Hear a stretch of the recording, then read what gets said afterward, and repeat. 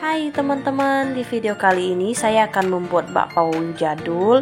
Ini cocok untuk teman-teman yang vegetarian ya. Ini bakpaonya tidak menggunakan baking soda atau baking powder, tetap kokoh, lembut, dan mulus. Buat teman-teman yang buatnya masih sering gagal atau berkerut, yuk simak videonya sampai selesai.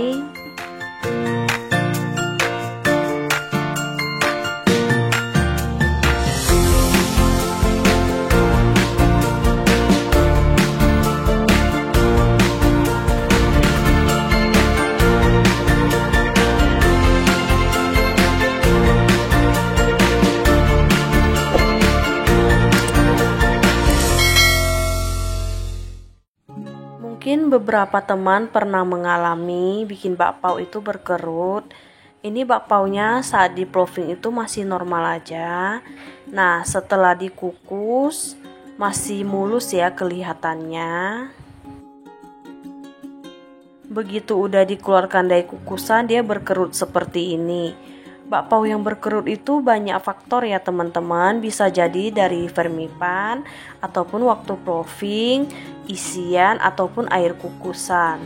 Yuk teman-teman simak videonya hingga selesai ya, jangan di skip ya teman-teman, supaya nanti nggak bingung ya.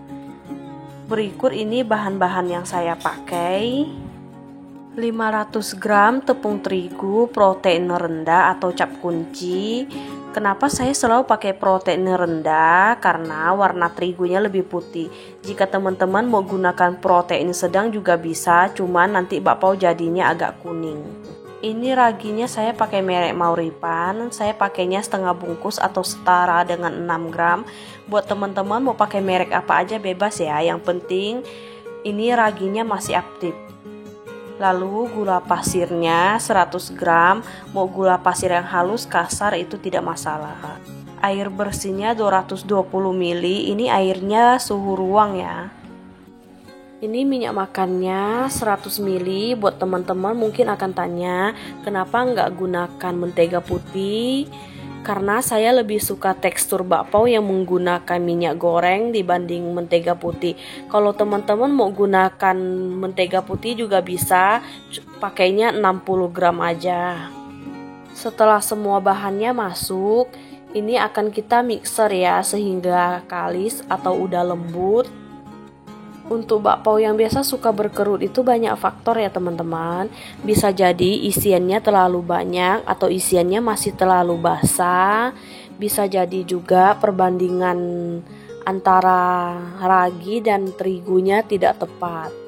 Kalau menurut saya 500 gram terigu itu perbandingannya 6 gram ragi itu udah sangat pas ya. Ragi yang terlalu banyak itu biasa adonan kita itu lembut sekali, tapi begitu selesai dikukus menjadi kayak keriput gitu. Karena kebanyakan ragi itu jadi kembangnya berlebihan ya. Itu kalau menurut saya. Dan untuk isiannya diusahakan itu ditakar dengan pas aja, jangan terlalu banyak. Kalau terlalu banyak otomatis nanti kulit bakpaonya jadi tipis ya. Itu juga mempengaruhi kemulusan bakpao tersebut. Dan untuk isian diusahakan jangan terlalu basah. Oh ya, jika buat teman-teman yang ulenin bakpaonya menggunakan tangan, usahakan uleninnya sampai kalis atau udah lembut ya, supaya saat bakpaonya udah dingin itu tidak keras. Setelah 15 menit di mixer, ini adonannya juga sudah kalis atau sudah lembut. Kita keluarkan, lalu dibagi menjadi 2 bagian. Lalu kita akan bulatkan adonannya. Lalu kita untuk provingan pertama kita akan diamkan selama 1 jam, ditutup dengan serbet bersih. Untuk yang pandan saya tambahkan 1 sendok teh pasta pandan. Ini saya uleni kembali menggunakan mixer supaya warnanya lebih cepat tercampur rata. Setelah warnanya sudah tercampur rata, ini juga sama ya. Kita bulatkan, lalu kita diamkan selama 1 jam. Jangan lupa ditutup dengan serbet bersih.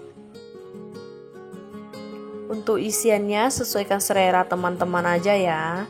Saya memakai isian coklat dan juga pasta kacang hijau. Saya akan buat dulu yang coklat, saya parut kejunya ini 100 gram.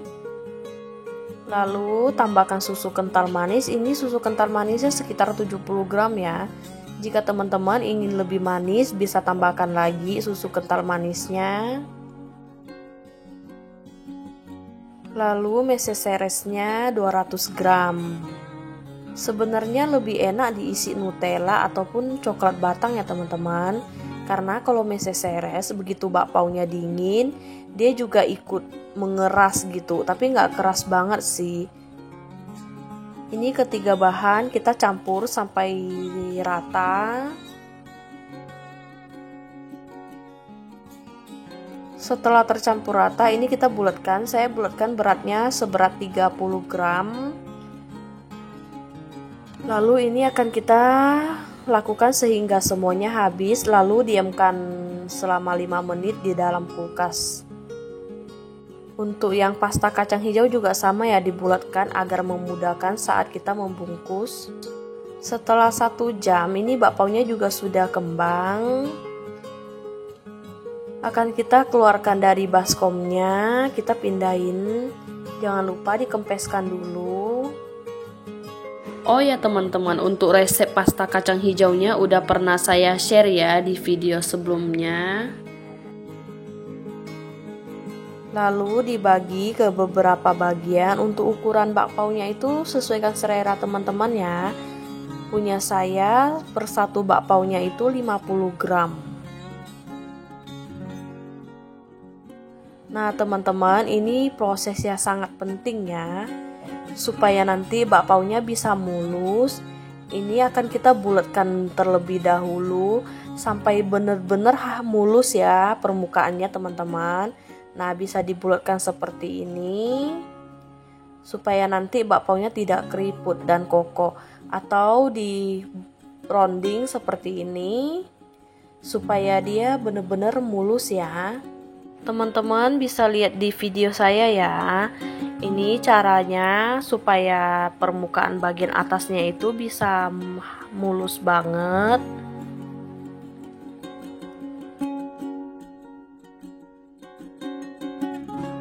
Dan jangan lupa siapkan kertas roti. Ini kertas roti saya agak kegedean ya.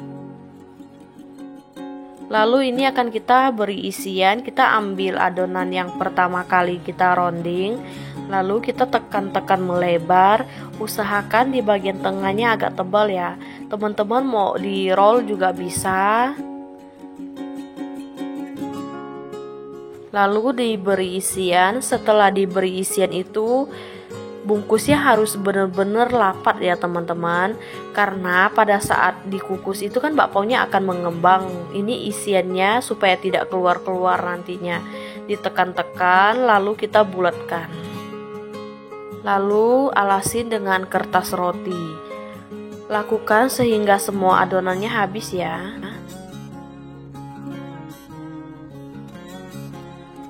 Setelah semua adonannya habis, ini bakpaunya akan kita proofing sekali lagi, cuman nggak terlalu lama ya.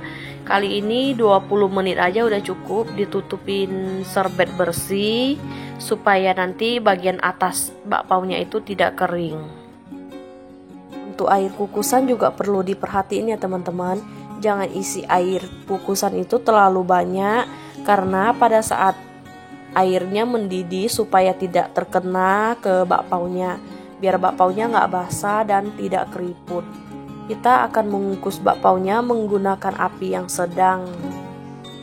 Setelah airnya mendidih, ini kita masukkan sebakpaunya.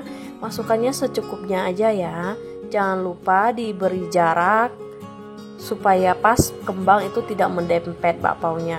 Ini bakpaunya saya kukusnya selama 12 menit menggunakan api sedang. Setelah bakpaunya dingin, ini panas-panas langsung kita keluarkan dari kukusan. Jangan lupa dialasin serbet ya, supaya di bagian bawahnya tidak basah. Buat teman-teman yang punya alas kukus itu lebih bagus ya, karena tidak perlu dipindahkan secara manual seperti ini, karena juga akan mempengaruhi untuk kulit bakpaunya. Karena ini kan panas-panas harus kita langsung keluarkan dari kukusan, harus kita jepit. Kalau teman-teman punya alasnya itu kan enak, langsung tinggal dimasukin, begitu mateng tinggal dikeluarkan, tidak perlu menyentuh bakpaunya. Kalau nggak punya ya nggak apa-apa, kita lakukan dengan cara manual, cuman berhati-hati aja supaya tidak merusak kulit dari bakpaunya. Ini yang pandan juga sama ya, kukusnya selama 12 menit. Untuk berapa lama kukusan itu tergantung berat dari bakpaunya ya, besar kecilnya. Kalau adonannya 50 gram itu cukup dikukus selama 12 menit. Untuk teman-teman yang seperti saya tidak alasin tutupnya dengan serbet, bisa dilap bersih dulu ya sebelum tutup. Setelah 12 menit ini bakpao pandannya juga sudah mateng. Panas-panas langsung kita keluarkan dari kukusan. Jangan dibiarkan dalam kukusan sampai dingin ya teman-teman, baru dikeluarkan, nanti akan keriput. Ini penampakan bakpaunya setelah dikeluarkan dari kukusan. Ini tuh bakpaunya kokoh dan tidak berkerut ya teman-teman. Dan ini bakpaunya juga lembut banget. Setelah bakpaunya dingin, ini masih tetap lembut ya teman-teman. Nah, jika adonannya ya tepat, ini bakpaunya bisa dikupas ya kulitnya. Ini penampakan bakpaunya setelah kita belah. Ini tuh lembut dan enak banget teman-teman, apalagi ditambah coklatnya yang lumer. Untuk yang pandan juga sama ya lembutnya. Semoga bermanfaat ya teman-teman resep dari saya. Jika ada pertanyaan, teman-teman bisa komen di kolom komentar ya. Terima kasih.